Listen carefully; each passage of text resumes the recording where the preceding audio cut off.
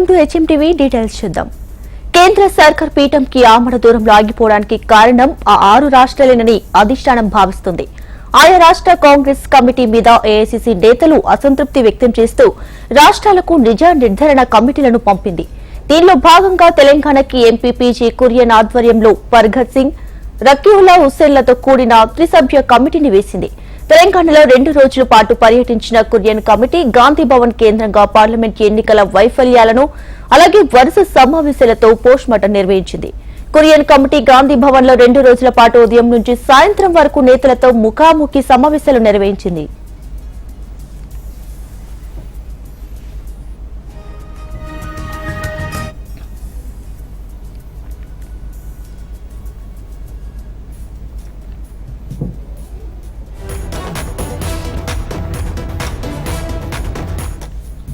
Kurian committee మొదటి రోజు గాంధీ భవన్ లో ఉదయం నుంచి మధ్యాహ్నం వరకు కూడా ఓడిన పార్లమెంట్ అభ్యర్థులతో సమావేశాలు నిర్వహించింది.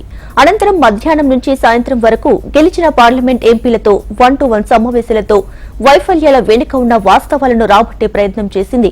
17 పార్లమెంట్ నియోజకవర్గాల్లో పెద్దపల్లి ఎంపీ గడ్డం వంశీ మినహాయించి అందరూ కమిటీ ముందు హాజరై వివరణ ఇచ్చారు.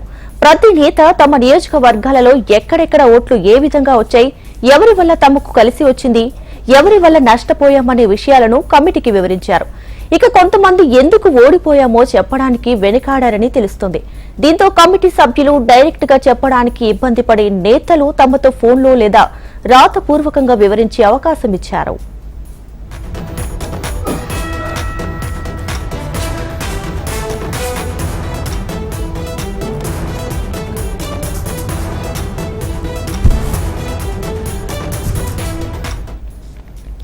ఇక ఓడిన గెలిచిన అభ్యర్థులతో ఒక్కొక్కరితో అరగంట ముఖాముఖి సమావేశం నిర్వహించింది.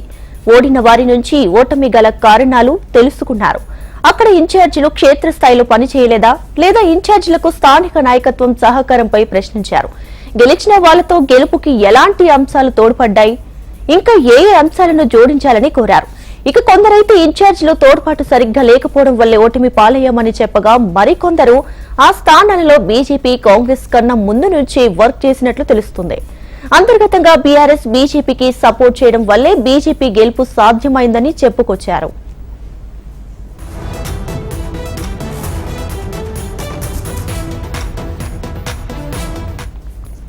అదేవిధంగా 2వ రోజు కురియన్ కమిటీ అసెంబ్లీ ఎన్నికల్లో గెలుపొందిన ఎమ్మెల్యేలు, ఓటమి పాలైన అభ్యర్థులు, డీసీసీలు ముఖ్య నాయకులతో ముఖాముఖి సమావేశం నిర్వహించింది.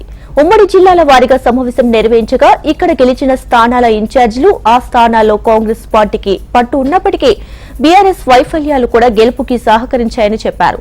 ఇక ఓడిన వారు మాత్రం తమకు ఇక్కడ ఇన్ఛార్జీలు ముఖ్య నేతలు సహకారం అందించలేదని కమిటీ దృష్టికి తీసుకువచ్చారట.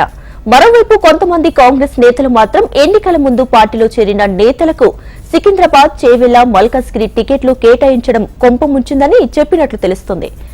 అదేవిధంగా కురియన్ కమిటీ జరిపిన కసరత్తులు తేలిన అంశాల ఆధారంగా నివేదిక రూపకల్పన చేయనుంది.